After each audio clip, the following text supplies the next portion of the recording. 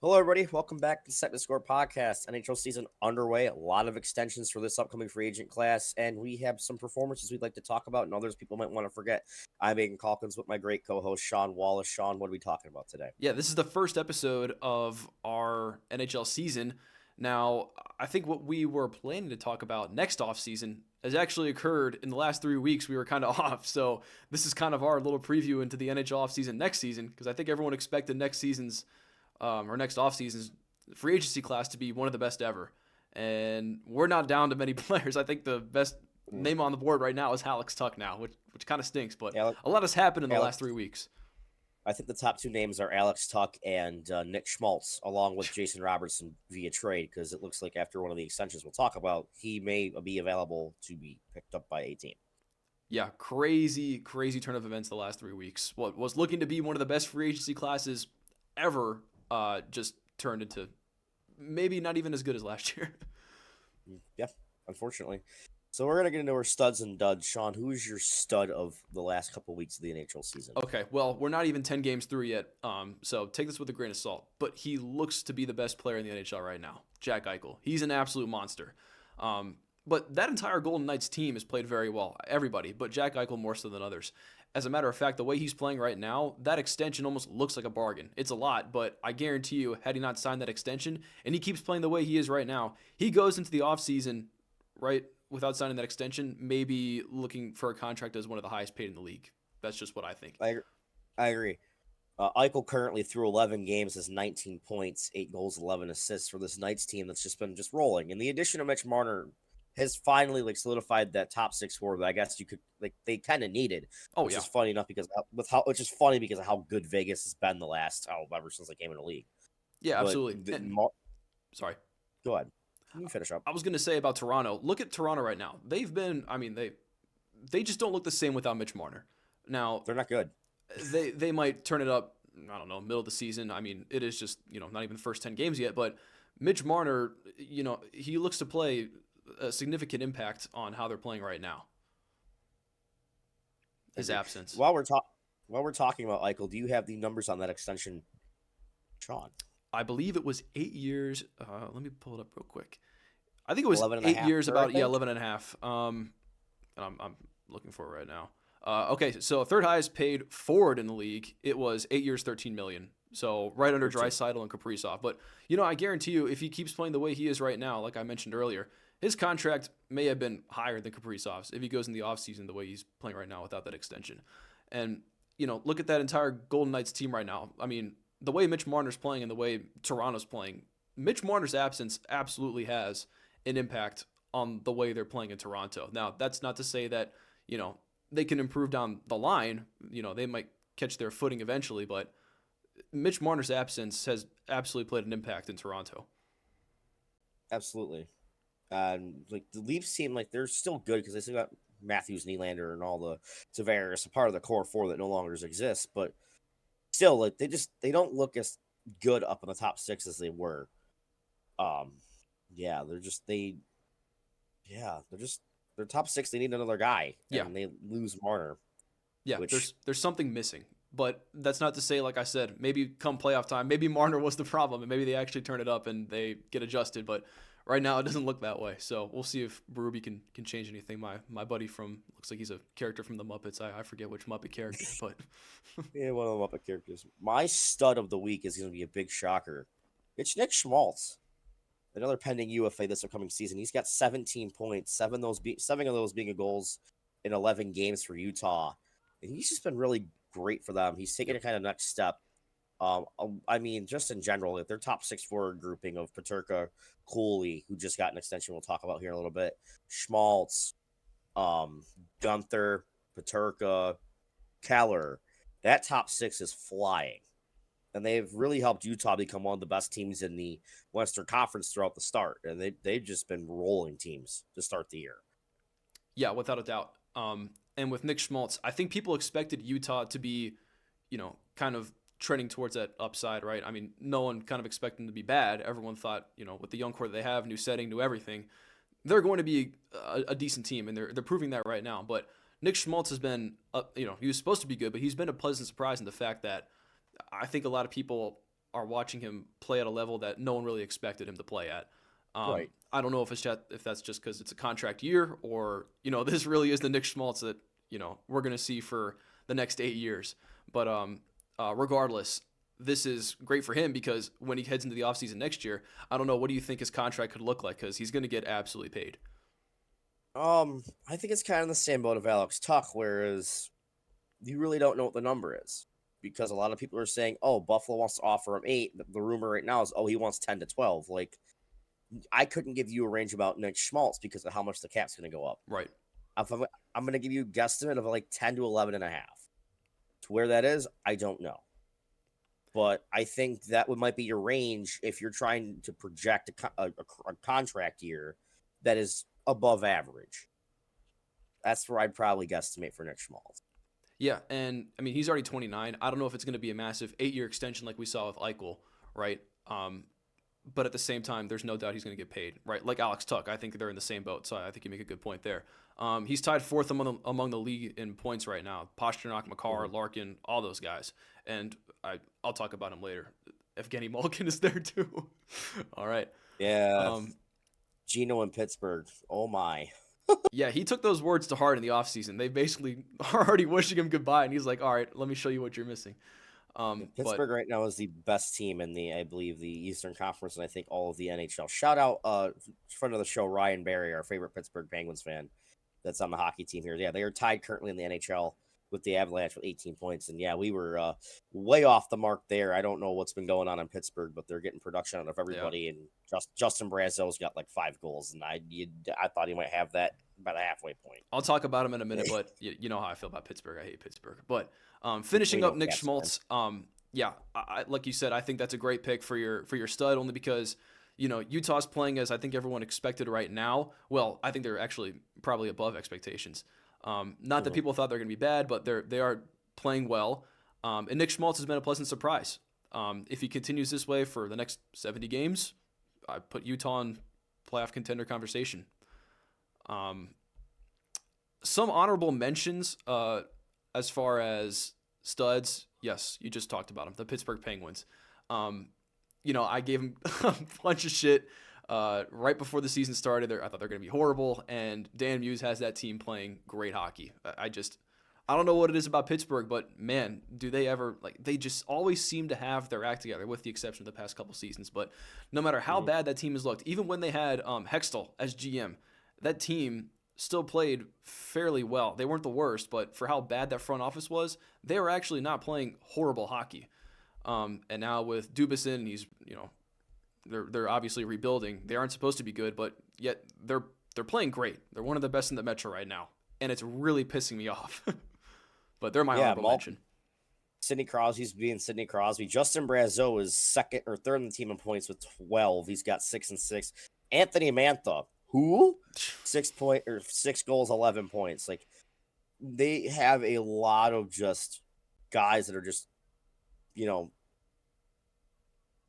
filling roles you wouldn't think. And surprisingly enough, Tristan Jarry has been good for them, which is he's had that bounce back season that so far. Granted, we're almost a month into the season, so like grain of salt everything, but their big players are playing, and they're getting a lot of depth scoring you would not expect out of guys like Anthony Mantha, who used to be good. Justin Brazeau, known as a bottom 6 roughhouser down there, he's scoring. Like, I don't know what Muse has done, but he's found a spark, and the old guys are starting to find that mid-2000s, mid-2010s for him, and they're finding production out of guys that have not been great or used to be great, and then injuries kind of knocked their stock down. It's pretty amazing out of them. Right. And I think another thing with Pittsburgh, what Dubas did was, he found guys like Anthony Mantha that, used to play very well, and, he signed them to 1-year prove-it deals, and now they actually are, under these, very little circumstances actually performing. If that makes any sense. But I think they're a nice little, hey, take this money and prove it type of deals. And Anthony Mantha is doing just that. And he might get paid handsomely in the offseason, maybe, a few more million than he's making already, especially with the cap going up. Maybe someone will take a shot at him and say, hey, do this for us on the bottom 6. We want you to be productive, which is obviously, no one thought that of him coming into the offseason last year, but, good on Dubas for finding a guy like that. And, It is only like we're not even through the first 10 games yet. Well, yes, we are actually. Just a little over the So we are. first 10 games. And who knows what'll happen in the next 70. So we're taking everything with a grain of salt right now. But for the first 10 games, this whole thing has been surprising. With that being said, another team that I'll shout out as a little honorable mention, because I gave them so much crap heading into the season because of their off season. The Detroit Red Wings. They actually are playing very well. What are they? I think they're 8-4 right now through 12 games. Yeah, I think in the Eastern Conference, second in the Atlantic Division. Yeah, they're playing well. Like I said, only the first 12 games, but the way they've started right now, I didn't think Yzerman found that true number one guy in the offseason that they really needed, someone to put the team over the top. But they're playing decent hockey right now. If they continue down this path, if they do this for the next 70 games, yeah, they can make the playoffs. So for as much crap as I gave them in the offseason right now, they're proving me wrong. So good on Detroit. The one person that I will put in kind of like the honorable mention category for the duds, John Gibson sucks. But that's another thing because their contract, right? I think they took on all of his contract, if I'm not mistaken, for the next 2 years. I believe so. I didn't like that move when it started. John Gibson had one good year, he's been there for so long, and his only true, really solid season was, I think, a couple years ago in Anaheim. And Detroit took a chance on him, and first 12 games, I think he started 7. I think his goal, his save percentage is like 875. Yeah, 875. So not a good start for Gibson right now, but you know what? All the skaters are doing just fine, so maybe it won't be a problem. I'm going to keep it a buck on Detroit. I'm not sold. I do not think they're a good hockey. I still don't think they're a really good hockey team. I think they're average at best. I'm not either. But that being said, they're very, and I mean very, top heavy. If you look at their top 4 scorers, it's Larkin, DeBrincat, Raymond, and then their rookie Emmett Finney, who's been playing on the top line. And I'm not saying I'm sold on them either. All I'm saying is through the first 12 games, 8-4, they're better than what I thought. But do I think they're gonna, keep that trend going? Probably not. They're definitely better than what I thought, but they're very top heavy. They don't really have a lot of bottom 6 depth scoring. Like Marco Kasper's been kind of disappointing so far. And outside of really Moritz Seider and maybe Simon Edvinsson, even though he's been kind of their defense core has been kind of underwhelming. But like I said, early in the year, they could find a way to get more depth scoring, get some guys going. But right now, it's getting really held by Larkin and his trio of friends. I will say the team in the Atlantic that I was very wrong on, that I think has been playing phenomenal, has been the Montreal Canadiens.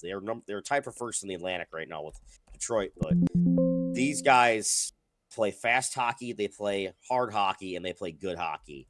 And they've had absolutely stellar goaltending from Lukasz Dobisz, and he's just been phenomenal for them. Or Jakob Dobisz, excuse me. He is 6-0 with a 1.97 goals against average and a 930 save percentage. He has been lights out for the Canadiens. And this has been without having Patrick Laine, who's been hurt, and a couple other guys just kind of in and out of the lineup. Like, granted, another team that has a lot of top-end scoring, but they're getting depth scoring. Rookie Oliver Kapanen's got 7 points. Obviously, Suzuki, Caulfield, Demidov, guys you'd expect. Hudson's almost a point a game. Now Newhook's having a comeback season. Noah Dobson really hasn't even been that great. And here's Lefkoski so far, and they've been getting points. They acquired Zach Bolduc from St. Louis in the offseason. He's been great in the bottom 6 for them. They've just all around, I'm really surprised that, they've actually maintained that stretch from last year, and they now look like a very complete team under Martin St. Louis. I mean, credit to them, man. They've had an epic turnaround so far. I think this rebuild that they were in the past few years is starting to bear its fruit finally for them. Yeah, I agree with all that. The Canadiens I thought would be, I know you mentioned you didn't think they're going to be good heading into the season, but for me, they're one of the more, not a sleeper team, but I think they're going to be just a little bit better than how they finished last year, if that makes sense. That's kind of how I viewed them coming to the season. Now, that being said, I kind of mentioned my honorable mention as far as duds. We haven't mentioned who our number one duds are yet, but we both have one, and I think they're both goalies. We'll start with you first. They are. I have Linus Ullmark for the Ottawa Senators. He's 5-4-1 with a .863 save percentage and a 3.36 goals against average. In spite of that, the Senators are in a playoff spot, third in the Atlantic, but only barely is. There's a lot of teams. They're tied with Philly. and Columbus is a point back. There's a lot of teams that are a point back of that spot because the Eastern Conference is so tight and so wide open right now. But Ottawa needs that good goaltending. And Linus Ullmark right now is doing enough, but it's not good enough. This Senator team could have a lot more points and a lot more wins right now if it wasn't for Ullmark just kind of being very inconsistent. And there's been talks I've seen about him maybe being the issue here in Ottawa. He has not been good. As the Senators forward core, defense core has done a pretty decent job of putting up points to kind of win those games where you're putting up like 6-5 or your 6-4 wins. Like they're doing it just enough up and down the lineup to put up points, but man, they're getting not a lot of help from the goaltending. And I mean, Levi Merlinen, he's not much better. He's 1-1 with a 4.5 goals against a 8.33 save percentage. So their goaltending right now in Ottawa is not good, but they're overcoming that with that, even being that terrible. Yeah, I agree with all that. He has not been good at all. And I think Ottawa coming to the season, they're one of those teams that you probably expected to be better. And they could be doing so much better if it weren't for Linus Ullmark's kind of a up and down play. The one team that I have that is truly suffering over this is the St. Louis Blues. Jordan Binnington has been awful. Goal average of 3.2 and save percentage he has an 86 save percentage, 86%. The Blues stink right now, and I think coming into the season, people expected more. I love their rebrand, by the way. I think everything looks very clean now. But Jordan, the entire team has been underwhelming. Jordan Binnington has been underwhelming. They just look off. I don't know if it's just their history of bad starts, because for whatever reason they always seem to struggle very early in the season, and then once you get halfway through the season, then they start to turn it up. They did it last year. They did it when they won the Stanley Cup. So I don't know if this is just a hump that they need to get over, like they get over most of the time. But Jordan Binnington has not been very good so far. The St. Louis Blues are struggling. They are my duds. I think, what are they, 12 games through the season now? Yes. That's what I think of St. Louis right now. Yeah, I know a goaltender they could use that would be better than Joel Holfer right now. Their backup, he's 1-2-0 with a 581 goals against average and a 793 save percentage. I know a guy in Buffalo right now that's had one start and he looked phenomenal. It was a former St. Louis Blue that they could use right now. They could use a guy that's in Buffalo playing the third string goaltender right now. Well, I'll hold you to that. I don't know if he's going to be any good. I think he just had one good start, but We'll see. But St. Louis right now, they're struggling. Their entire team is struggling. Their expectations, they're not meeting them. Will they meet them halfway through the season? Sure. Maybe. They seem to always do that, but Binnington has got to lock in. I need to see Stanley Cup Jordan Binnington. My honorable mention, Calgary.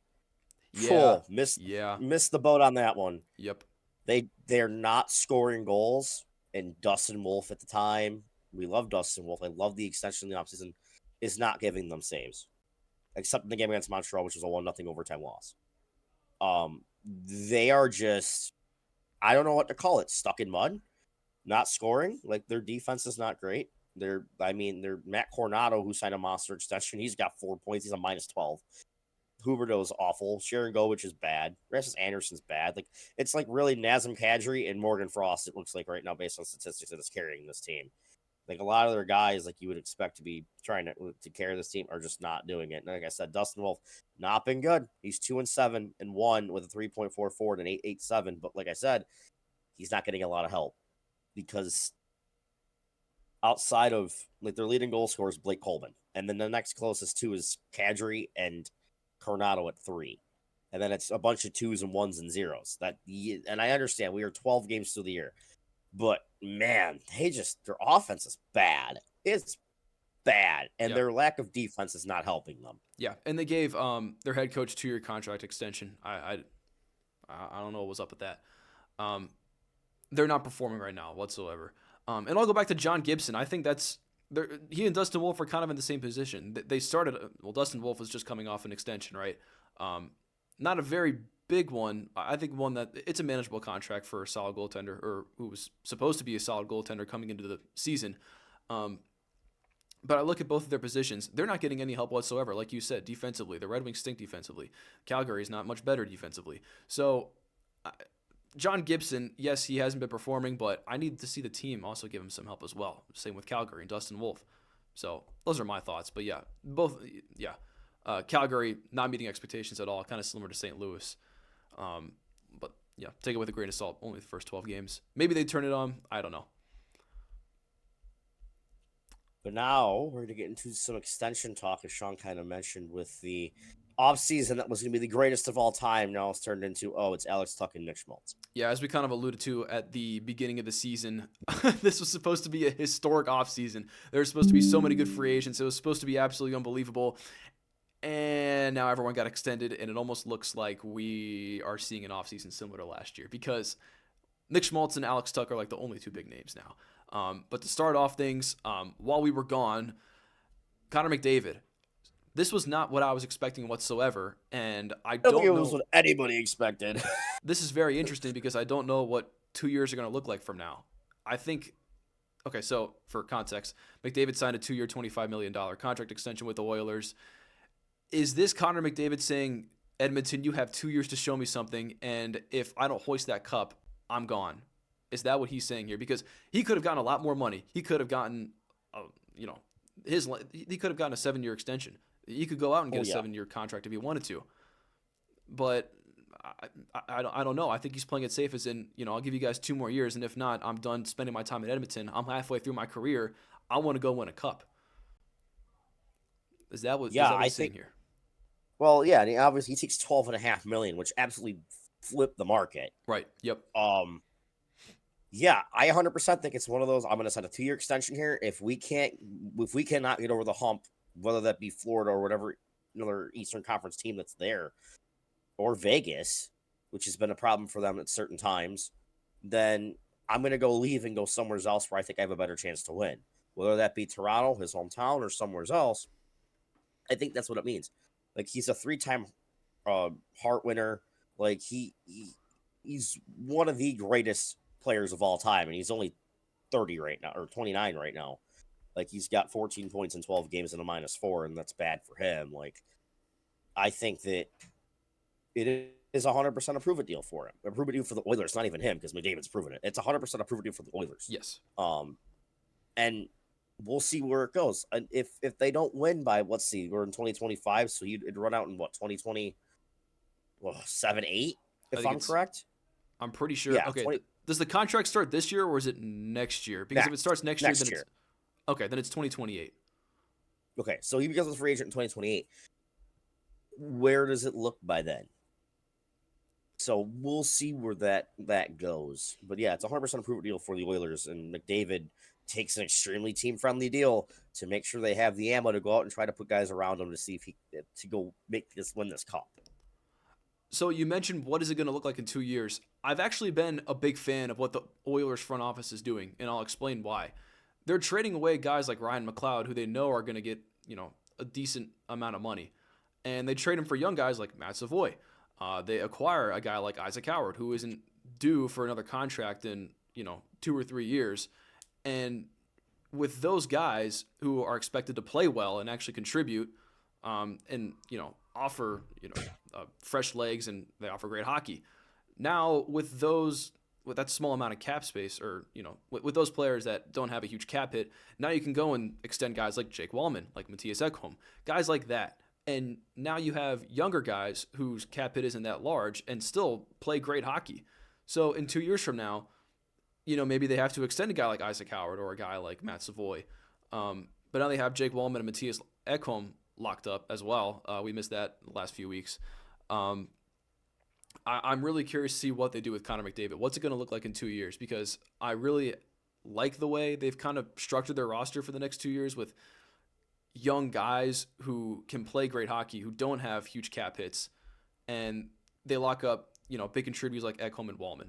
So I do like what their front office is doing, and in the next 2 years, if they don't win a cup, it's going to be very, very, very difficult to, if McDavid leaves, it's going to be very difficult to, win with just Draisaitl and some friends. Howard, yes. Savoy, absolutely not. Yeah, he doesn't look too good. I used him as an example. I used him as an example as, what they're trying to do, right? Try to acquire guys with not too many, not a significant cap hit, but young guys that can still contribute. But Savoy, because here's my thing. call me Saber fan bias. I don't care. Ryan McLeod has been an excellent centerman for the Buffalo Sabres. And then he signs a pretty cheap deal, 4 years, $20 million total, 5 per. Right now with that Right. cap hit, that's like $3 million right now. And the Oilers hate me. They underutilized him. No, and I actually agree with you. I really do agree with you. Because looking at that trade, I understood what they were trying to do, but that was just one example of maybe something that didn't work out. It did not. And right now it's looking aces for the Sabres, but they got to remove their head from their proverbial keister right now with how they're looking.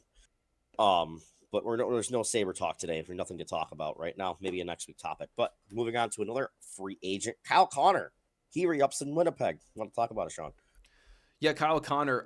He got a little less than I actually expected. I thought Kyle Connor was going to hit the market and maybe even get a contract not higher than Kaprizov, but very similar to Kaprizov, right in between Draisaitl and Kaprizov. He ended up settling for $12 million a year for 8 years. So he's 28. He's probably going to be a Jet for life. He's going to be a free agent when he's 36. I like this move for Winnipeg a lot. He's been a huge factor for them offensively, and I hope to see him win a cup with them one day. They definitely have the talent to do so. Yeah, the Jets have been flying. Mark Scheifele is, I think, second in points right now behind Jack Eichel with, I think, 18 because Eichel has 19. Kyle Connor's been a big part of that. He's got 15 points in 11 games, 6 of those being goals, 6-9, lol. The Jets have been good. It's a good deal for Winnipeg. $12 million for a player of Kyle Connor's caliber who's going to be an annual player that you're going to be in the conversation of all-star, possibly, one of the most underrated forwards in the game of hockey, in my opinion. Yeah, I think it's a great deal for them, and it kind of breaks that narrative of guys don't want to stay in Winnipeg, right? You see Ehlers leaving the offseason. Laine wants nothing to do with them. They trade Dubois. He doesn't want to stay there. But they signed Scheifele and Hellebuck to the exact same contracts. They want to stay. You see now that their biggest fish and Kyle Connor, he wants to stay for a reasonably cheap deal. And I think it'll help the Jets out long term with hopefully contracts and getting free agents into Winnipeg now that they're seeing some of the core guys resign and want to stay there. Yeah, 100% agree with that. We already talked about Jack Eichel. Like I said, if he keeps playing the way he is right now, I actually think that if he didn't sign his extension, heading into the offseason, he'd probably be the highest paid player in hockey. But he ended up settling for $13 million a year at 8 years, and he's 28. He might actually finally hit that number 2 overall, would be a number 1 overall pick in any draft now, McDavid or Crosby projection. After 10 years, he finally might hit that. We'll see. And the next one is Lane Hutson. This one I thought was a huge steal for Montreal, and I hope. $8 million per. What was it? $8 million per. Double check me. Yep, I will double check. So whatever it was, I remember reading it and just thinking, wow, okay, what a steal for Montreal. I thought he probably could have been, one of the highest paid defensemen in the league, but he ended up settling absolutely. Let me see. He ended up settling at. Not to mention, they also got Noah Dobson. So they have Noah Dobson for $9.5 million, who hasn't. Yes, he hasn't been playing the best, but they get him for $9.5 million, and then they get Lane Hutson for $8.8 million. I think it was 8 years. Yes, that's a steal. That is a steal. It's under Lacombe. Lacombe got $9 million. So crazy. I look at Lane Hutson, one of the more up-and-coming defensemen in the entire league, and he ends up getting less than Thomas Harley, less than Bouchard. I thought he was going to be around that 10, 11 million per. I thought he was at least going to get 10 million, unless I'm going crazy. I really thought he was going to be around that range, but I think he got a steal. Yeah, the reigning Calder winner, who's currently got 10 points in 11 games, he's just been fantastic for the Canadians. We all kind of thought that as he was coming up through college and the past couple of years and playing in the World Juniors. He's just been fantastic, and it's an amazing deal for the Canadians to get him locked up long term for that term. And it's going to really help them be able to get more assets to build upon this very young but good core that's already starting, as we mentioned earlier, to show what they really can be. It's just Montreal has been hitting home run after home run recently. Like, it's been crazy with them. And, as a Sabres fan, I hate it because we all dislike Montreal. But as a hockey fan, hockey's better when Montreal is good because of all the atmosphere they have. And, yeah, they're really good right now. And Lane Hutson's a big part of that, being their number 1 defenseman back there and being so young at 21 doing it. Yeah, 100%. Next player on our list that got extended while we were away, Gustafsson. So, Gustafsson, I like Philip the move. Gustafsson. There's many Gustafson. Gustafsons. Philip Gustafson. There's many Gustafsons in the NHL.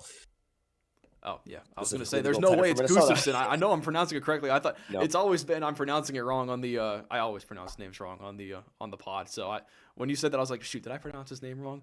But yeah, no, there you're are right. many. Just Specify. We are talking about Philip. Philip got extended. Um, Minnesota goaltender. Let's see, upcoming extension.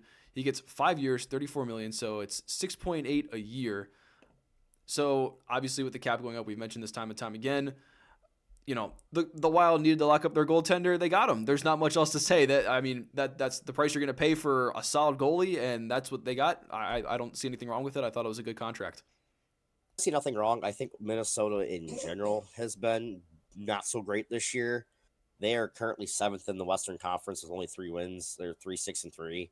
But like I said, I think it's an all around thing with the Wild. Like Justin's 2-6-1 with a 8.92. And a 3.37 goals against. But I think Minnesota in general has not been great. So I don't think I think it's partial reflection on him, but I think the Wild will eventually turn it around like they do every year. And Yeah, yeah, I have no issues with this deal at all. I think 6.8 per is pretty substandard for a not a great, but a pretty good starting goaltender. exactly. I don't think you said it perfectly. He's right under Dustin Wolf. We talked about Dustin Wolf last pod, right? Last episode. That's what you're going to pay for an average goalie. I think 6.8 per with the cap going up. Gustafson is probably someone who's solid enough to maybe, if they get the team one day, to lead him to the cup. So I don't think it's a bad contract at all. In fact, I think, you don't want to. I don't say you don't want to pay like all your cap space on a solid goaltender, but now they have flexibility with the solid goaltenders only getting 6.8 million a year to go out and sign other guys to help Mm-hmm. Kaprizov, right? So they didn't break bank for somebody, but Mm-hmm. with that being said, now that they didn't break bank, they can use that money elsewhere to go out and sign someone else to help Kaprizov. So I like the contract. I think he's a solid enough goaltender to give Minnesota a good playoff push one day. So that's what I think. I think it's a good deal. The next one is kind of interesting. Dallas had 2 RFAs upcoming. They chose the defenseman and Thomas Harley over Jason Robertson, which may lead to Robertson's very much availability in the offseason. But they decided to re-up Harley on the back end over Robertson in the forward core. While you get the contract details, he has 11 points, or he's got 8 points in 11 games so far for a first-placed Dallas team, or excuse me, a wild card Dallas team right now. But they're pretty close. They're in striking range in the Western Conference and jumping up into the Central Division.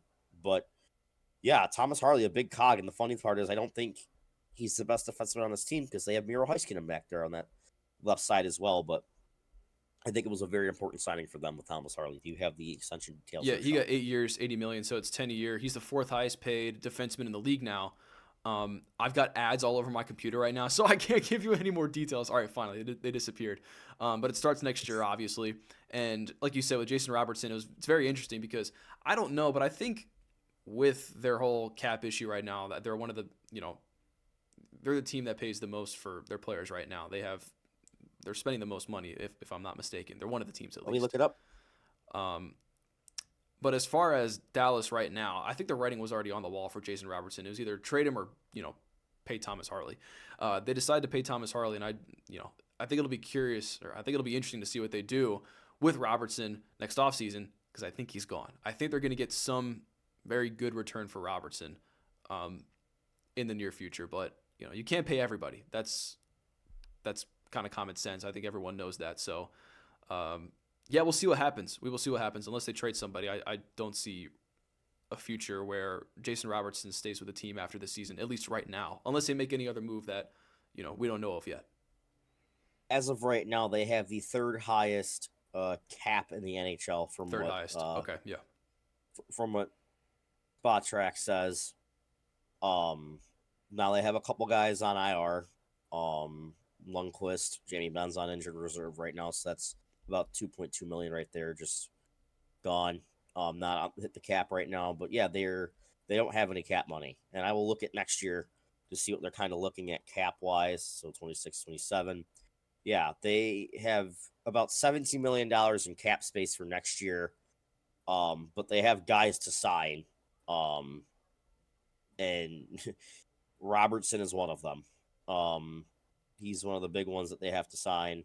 I'm sure there's a couple other guys on this list that I'm missing that are also eligible for extensions, but yeah, Dallas is in some trouble when trying to keep Robertson, but we'll see if they trade him or if he takes a team-friendly deal. And if they do trade him, what would that return look like? Because I don't think it's going to be cheap for anybody that wants to acquire him. Yeah, and that's what happens when you have, an absolute stud of a front office, and you just keep acquiring awesome talent. So Dallas is in a tough situation, but one of the better ones in the league. It's not like the casual go out and trade for Mikko Rantanen. All right, next person on the list is Logan Cooley. Logan Cooley got a massive extension from Utah. Rejects the first one, accepts the second one. Yeah, that was a little. I don't know. Maybe he was just mad that the fans gave him like a bunch of crap. I don't know, but regardless, he did get extended, and I'm trying to look at the contract. There's so many players that got extended. I'm still trying to look for Logan Cooley, but he got paid handsomely, 100%. While you find that, I'll talk about his statistics. He's got 12 points in 11 games, 8 goals, including a hat trick performance in the first period a few games ago. Let me grab that game log real quick. Up against St. Louis in a 7-4 win, where he had 4 points in the first period, 3 goals and an assist. On Spot Track, they still have Clayton Keller's contract.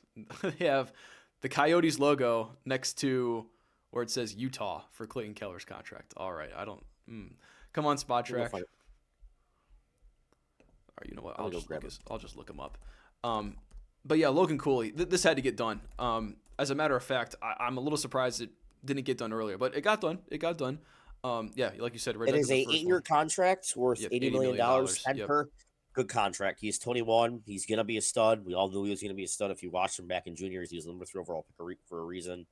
He's gonna be their top line center for many years, alongside Keller and probably, I would assume, Peterka and maybe Schmaltz if they re-sign him if Schmaltz plays the wing. But yeah, or Dylan Guenther. Probably be Guenther, honestly, when I think about it now. But yeah, they're phenomenal. Yeah, great deal for Utah, and they're signing a lot of guys, and they're really good right now. I think they're third in the Western Conference right now, tied with Winnipeg. Both are 8-3.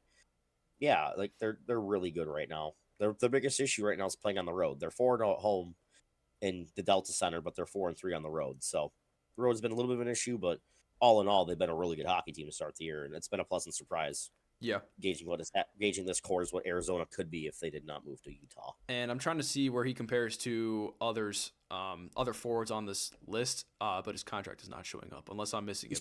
He's probably top 10, but like it's not. I don't think it's extreme. It's a really good deal in my opinion. Oh, there he is. Okay, I literally just found him. So yeah, right under. Is he under Jack Eichel? So very much. Yeah. In terms of contract, yeah, he is. So right above Tyler Seguin, Aho's there too, right under Barkov. Actually, he's right with Barkov. Huberdeau got 10.5 from Calgary. He's right underneath Huberdeau. Pasternak's right above him. So he's in that same ballpark with those other players. This was an extension that needed to get done for Utah. He's one of the best players in their franchise. He's probably the center of that franchise right now. Yeah. This was a deal. Yes. This is the deal that needs to get done. The shocker extension. Did not see this one coming with how much talk of Martin Necas saying, I'm not signing an extension with any team I go to. Yeah. This was and really he lied. Weird. Yeah, this was very weird. This Nathan is probably, McKinnon. in my opinion, this is the most interesting extension, especially because Necas repeatedly said, I'm not signing an extension. I don't even know if he likes Colorado to begin with. I don't know. Nathan McKinnon could change a lot of opinion for you. I guess so. I think what Necas saw was, he saw that Colorado is one of the best teams, if not the best team in the NHL right now. And he thought, why would I want to take a chance on hitting an open market where I don't know if I'm going to get any more money than I'm being offered right now, and I don't know if I'm going to be in a position better than the one that I'm in right now in Colorado. And off the top of my head, because I've seen the discourse between would you rather have Rantanen at 8-12 or Marty Necas an extension with 8-11.5. Yep, 100%. So it gets $500,000 less than what Mikko Rantanen got in Dallas.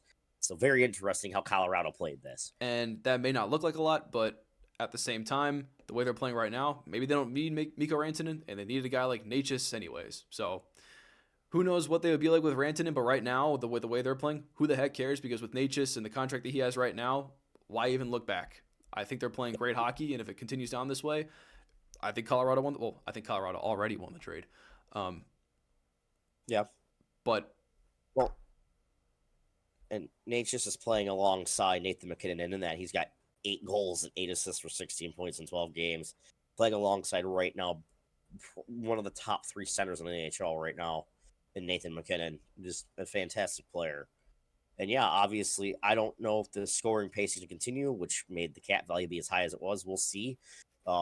If he's just being a Nathan McKinnon merchant, which I hope he might be, we'll see. But I think Necas is a really good player. Do I think the cap is a little high? Yeah, but with how the cap is going up, I don't think it's awful. Yeah, and I was thinking the same thing. He's in that same ballpark with Nylander, Pastrnak, Pettersson. Is he there? I don't know. Maybe I would have expected him to get like right under Logan Cooley. Like I think he's in that same ballpark, maybe even just a little under. But $11.5 million, like we keep saying, that's just the price you're gonna have to pay for a talented forward like him. Yep. I think even if he hit the open market, that's probably what he was gonna get anyway. And especially when he's gelled so well with Nathan McKinnon, and he just plays with as much speed with McKinnon so much, it makes that top line in Colorado so hard to defend. Right. So I think Necas said, well, first of all, we were talking about Rantanen. I think, the Avalanche and their fans can say, okay, yes, we lost on a Rantanen, but at the same time, who cares? Because now we have Necas, who's, he's getting $500,000 less than what Rantanen would have gotten. Not that that's a significant difference, but they're playing well, if not better, than what they probably would have with Rantanen. Does that kind of make sense? Absolutely. That's what I think about Necas. Was the cap hit maybe bigger than what people were expecting? Yeah, probably. Could he have gotten under Cooley? Maybe. But at the same time, Necas was probably thinking, well, first of all, I have no idea what he was thinking because, he initially came out and said, I'm never signing an extension. It's never going to happen. But I think he saw what's going on in Colorado right now and thinking, okay, if I hit the open market, I don't know if I'm going to get offered this amount of money, and I don't think I'm going to be in a position like this one in the future. Okay. So, yeah. So take the money, stay where you are. Why? Don't fix what's not broken, right? Like, he's in a great situation in Colorado right now. I don't know if he's going to get much more money than that. Take the money and keep the situation. Our last extension happened last night, actually. Jacob Markstrom re-ups 2 years in New Jersey. Yeah, he got $6 million a year for 2 years. I actually didn't see this one coming. I didn't even know he was due for an extension. Didn't he just sign a 5-year deal like 2 years ago or 3 years ago? I don't know. Man, it might be longer than that, man. Let me look up when he went to New Jersey. I have it right here. So he's been in New Jersey for the past 2 seasons. Yeah, I thought he signed an extension as well, but I guess not. Let me look at his transaction logs. It might be in here. We'll see, but yeah. No, so, he might have signed a 5-year deal with Calgary. Was it Calgary? Maybe you're right. It might have been. And then he got the re-up right now. Okay. So his contract ends after this year, and then the extension kicks in next year. And yes, 2026 to 2028, he'll be a free agent in 28. He'll probably retire. He probably will retire. We'll see. I don't know. Maybe he'll just go on a bunch of 1-year deals like all these other old guys do. I kind of see that same ballpark for Markstrom. But for now, I don't have many thoughts on this other than that, this is what you're going to have to pay, even for an old guy who's, not outstanding, but isn't exactly the worst either. He's good. I mean, he's not been great this year. He's 2-2 with a 5.13 goals against and an .830 save percentage, but New Jersey's second in the Metro right now with 16 points. Like, they've been flying. Their offense has been great. Jack Hughes has been phenomenal. But yeah, goaltending, I think. Let me go look at Jake Allen's stats real quick right now. Get out of here. I don't care about jerseys versus Montreal. I'm sorry. I got another hockey game to watch tonight. But yeah, Jack Hughes has been great. He's at over point a game. Same for Mercer's point a game. Brat's over point a game. Heischer, Meyer, Dougie Hamilton's been great coming back. Their offense is really good. Yeah, and Jake Allen hasn't been bad either. Yeah, Jake Allen's been pretty solid. He's 5-1 with a 2.39 and a 9.06. So he's been fine. And Nico Dawes, the one game he played he had only allowed 1 goal in the win, and he had a 90. He stopped 30 out of 31. So. Yeah, I think that New Jersey's fine. Just they maybe a little bit more out of Markstrom, but the deal's fine. I think the deal's fine for what he is. He's a good goaltender. Yeah. He'll win you some games. He'll win you a lot of games. So that's good. It's a good deal for New Jersey. Now they have both their goaltenders Yeah. locked up long term. They signed Allen in the offseason. Yeah. No, I agree with all that. Now it's time to wrap up our episode and do player of the day. Aidan, who's going first? I am, because you always go first. Okay. You always give me your player first, and I feel like I always give you yours last. So, my player, if I can pull up his... I'm going to try to find his NHL stats. I can only find his stats on ESPN, but I always read my stuff off of NHL.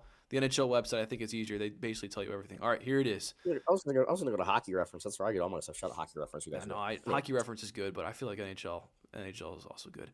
Okay, for reference, this guy looks 100% like my dad. Like if you put this guy like picture to picture next to my dad, they like I don't know if you'll be able to tell the difference. This is so funny. So anyway, you might get this one because your hockey knowledge is good. So this guy was drafted 26th overall by the Kings in 2003. All right, so first round pick by the Kings in 2003.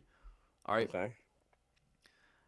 After the Kings, he went to the Rangers. All right, he played with the Rangers until 2014, and then he played with the Lightning for 3 years until 2017, and then the Maple Leafs. All right, and that was also in 17. He was a trade deadline acquisition for Toronto. And then after that, he went to New Jersey. Okay? Played 2 years at New Jersey, from 17 to 19. And then he spent a year with the Predators. All right? Our boy Jerry signed him. And then after Nashville, he went to Florida. And after Florida, he ended his career in Pittsburgh. And he retired in 22. Do you know who this player is? You want me to give you a position? Yes. All right. He's a forward. I'm pretty sure he's a center, but I know for a fact he's a forward. Drafted by LA. Right? Yep. And then he goes to the Rangers. When did he go to the Rangers? What year did he start? 2009. So he played 2 seasons with the Kings. Okay. So then he went to the Rangers from 09 to 14. 09. Yep, that's correct. And then he finished in... He finished in 22 with Pittsburgh. He played 1 season with Pittsburgh. How many games? He only played 11 games with Pittsburgh. 11 games. What was his career high year? Oh, sorry. No, he played 66 games with Pittsburgh. I was looking at... Okay. Sorry. I looked at goals. What was his career high year? What was his numbers in his career high year? His career high was in 2010. Okay, it was with New York. So this is his 4th season in the league. He played 82 games. He had 21 goals, 14 assists. So he had 35 points. He's a bottom 6 guy. That's correct. I was thinking Dustin Brown initially, but he only played for 1 team his entire career. So he went from drafted by LA, played a cup of coffee. The team he drafted him. Was he traded or did he get signed there? I gotta look at the transactions. I believe. Okay, wait. For New York, you said? Yes. Okay. Sorry, I'm looking. He was traded to New York for a 3rd round pick. Deadline deal done. Had to be. It was a draft deal, actually. Draft deal. So this is in 2009, June 27th. So it's not. We were still learning our ABCs and addition and subtraction then. Yeah. So he goes from New York to. I was thinking Kyle Clifford, but it's not him. No. He was too long in LA. I wish you knew what my dad looked like. Like, this guy is literally like my dad's doppelganger. What year was he a Leaf? He was a trade deadline acquisition from 16 to 17 that season. Who the fuck did they acquire that year? Was this the year that we beat them in the playoffs, the Leafs? Yes. And then after that, he went to Nashville? Yes. No, he went to New Jersey. He played 2 seasons in New Jersey after he spent time with the Leafs. Oh, I'm looking at his bio. Okay. Here's a fun fact, okay? He actually had leukemia, okay? He signed a 2-year contract as a free agent with the Devils in 2017, but before he made his debut... I got it. Brian Boyle. Yep, you got it. All right, I gave you a million hints, but you finally got it. Congratulations. That's the one. Wow, Yeah. why did I blink on Brian Boyle? I'll let you have the win on that one. But yeah, that's a good one. The only Brian reason why I Boyle. picked him, he looks exactly like my dad. That's just Yeah, like, Brian Boyle. I don't know why I blanked on him, but yeah, he was a really good bottom 6 guy, really good tough guy. Yeah, Yeah, really, Brian, really, that's a really good. good tough guy, tall guy too. Yeah, the ongoing joke in my family is this guy looks like, like yeah, I keep saying it, but it's true. Yeah, It is that's true. If you look at my dad, as you soon look as at you Brian said Boyle. cancer, I'm like, yeah, I know who it is. It's Brian Yeah, that Boyle. was a huge hint. That was a huge hint. Yep. Fitting now that we're in the month that talks hockey fights cancer. So good pick. Yes, yes, yes, yes. All All right. right. No. Okay. Your guy was drafted first round, 18th overall by your Washington Capitals in 2003. He 18th played overall. with the he played with the Capitals. His first year was in 2005-06, where he played with Washington until his first stint in Washington was until 2010-2011. Then he goes to the Jets in 2011-12, and then goes right back to Washington for a 3-year stint from 2012 to 2015. Then he goes to Pittsburgh for a cup of coffee. He goes from 2015 until 2016-17, where he's traded to Toronto. And then the next year, 2017-2018, he's traded to San Jose, and he finishes an NHL career in Minnesota in 2018-19. I feel like I should know who this is. Okay, hang on. So he's done. He's done. Yes, his Okay, best he's year retired. was in 2009-2010 with the Capitals, where he scored 39 points, 21 goals, 18 assists in 69 games. I feel like I should know who this is. Where did he finish his career? Minnesota, What year? 2018-19. Oh, okay. So he's been out for a while. What position? He was a center/winger. Mainly a right winger, though. With his time in Washington, he was a winger. He played for the Jets and went back to the Caps? Yep, he had 1 year. He went 1 year in Winnipeg, and he went back to Washington the next year. And you said he played for the Penguins? Went to Pittsburgh right after that for a cup of coffee. Just for like a season? How long in Pittsburgh? A season and a half. He got traded to Toronto the next year during the year that you beat them in the cup or beat them in the playoffs. Okay, so he was in Toronto. He was in Toronto when we beat him in the playoffs? Yeah. I should know who this is. I'm so mad I don't know who this is. He got. I think that year you beat him in the playoffs, 17-18. I'm pretty sure he was traded at the deadline to San Jose. Yeah, it appears so. Traded the deadline to San. I know who this is. I know who this is. I swear to God, I know who this is. Is this Joel Ward? No. Oh my God, no. Not Joel Ward. I don't know who it is. It's Eric Fair. Oh, I was thinking of Eric Fair. Are you kidding? You can probably hear me screaming from my room right now because I was thinking of Eric Fair, but I swear to God, I did not remember Eric Fair playing for the Jets, and that's why I did not say Eric Fair. I am so mad. I did not know he played for the Jets. Oh my God, I was even thinking of Eric Fair. I was even thinking of him. Oh my God, I'm so mad. Right. Because I knew he played for the Penguins, but I don't remember him playing for. I didn't remember him playing for Toronto when we played him in the playoffs. Oh my God. Yeah, 2011, 2012. I was even thinking of him. I'm so mad. Yeah, because he played 35 games, had 2 goals, 3 points, and was a -6 in those games. For whatever reason, I thought Eric Fair played for the Flyers at one point, and no, he did not. No, he did not. But I knew he played for the Penguins. Damn it! Oh my God, I'm so mad. Sean finally had his one of like I should have had that one. Joel Ward.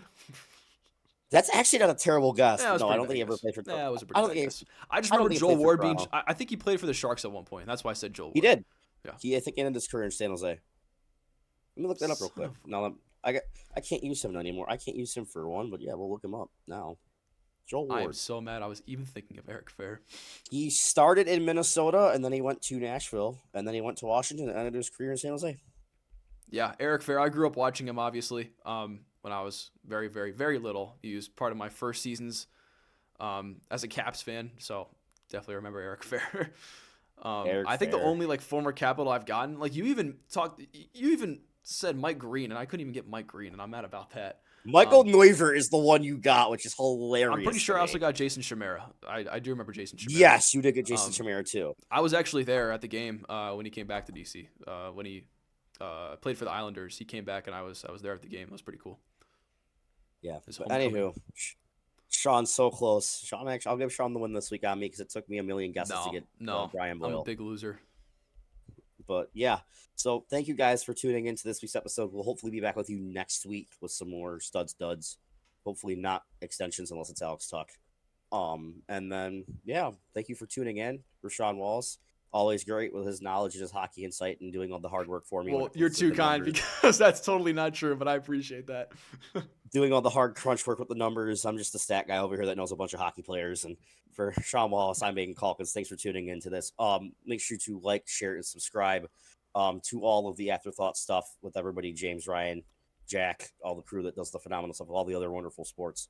With a lot of the season, baseball's winding down. Game 7 tonight. Hopefully the Jays pull it off. Baseball almost done. Basketball's now back starting. Hockey's in swing. Football's getting to trade deadline time. So a lot of fun things happening in sports. But thank you for tuning in. Have a great night, guys. See you next time.